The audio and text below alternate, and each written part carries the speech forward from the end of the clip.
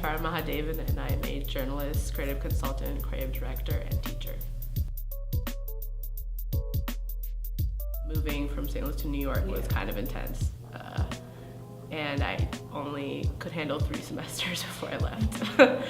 And then I came to School of the Art Institute of Chicago, so I finished school out there. It's funny because everyone always says going to New York is a huge move.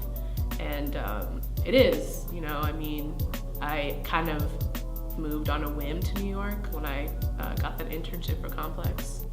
There's so many journalists there, you know, you kind of get lost in like, and it's a very oversaturated scene, so you know, it's hard to break through, make a name for yourself necessarily. There's no real scene in New York like there is in Chicago. And here I figured that I could do other stuff, and I never thought I could do anything else but write. And here, I mean, teaching kids, which I never thought I would be doing, is a huge motivation for me. I think it was a huge struggle for me to get my mom to believe in what I was doing. Because, I mean, I'm Indian, she wanted me to be a doctor. And that's, you know, all of my cousins are doctors or engineers or businessmen. My brother's an engineer. And, you know, it's just having her get behind what I wanted to do. She didn't want me to go to New York or NYU, and then I did. And then I didn't like it, and then she didn't want me to transfer, and then I did.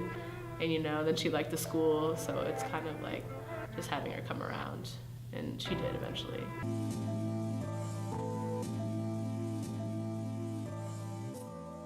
You're always going to struggle as a woman in anything you do, especially as a woman of color. And a lot of these kind of industries are very male dominated, you know, so you have to fight that much harder for the things you want. You have to work that much harder, you know, you have way more haters, you know. You know, I'm also not, you know, like I kind of said before, I'm not white or black, so it's like, why would I understand rap? You know, it's not, culturally, I mean, I'm Indian, I'm first generation, that's not anything that's part of my culture. If you like create everything for yourself, like everything I've done is by myself without the support of my family. Initially, I mean, they came around, but whenever you're a minority doing something, there's all this pressure to like be the mouthpiece for, you know, I'm an Indian woman doing this, you know, or I'm a woman of color doing this. That's something, you know, not a lot of people do. And I mean, that's cool, I'm fine with that. But, you know, I can only really speak for myself.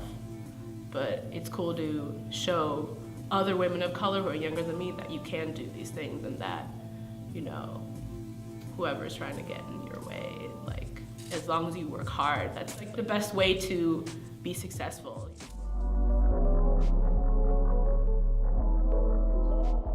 I first thought of 10-track commitments in July 2015, and it was really, I guess SoundCloud was kind of the, I mean, it had been around for a while, but it was kind of like the beginning of it being part of, you know, indie underground rap culture.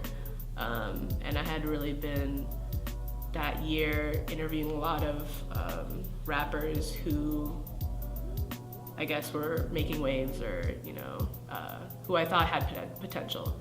So I was really in SoundCloud a lot, and I just wanted to start sort of a regular playlist so that people would get to know my taste in music and like the things I cover.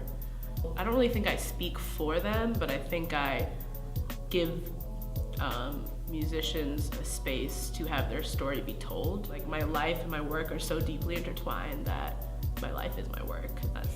I enjoy that, you know.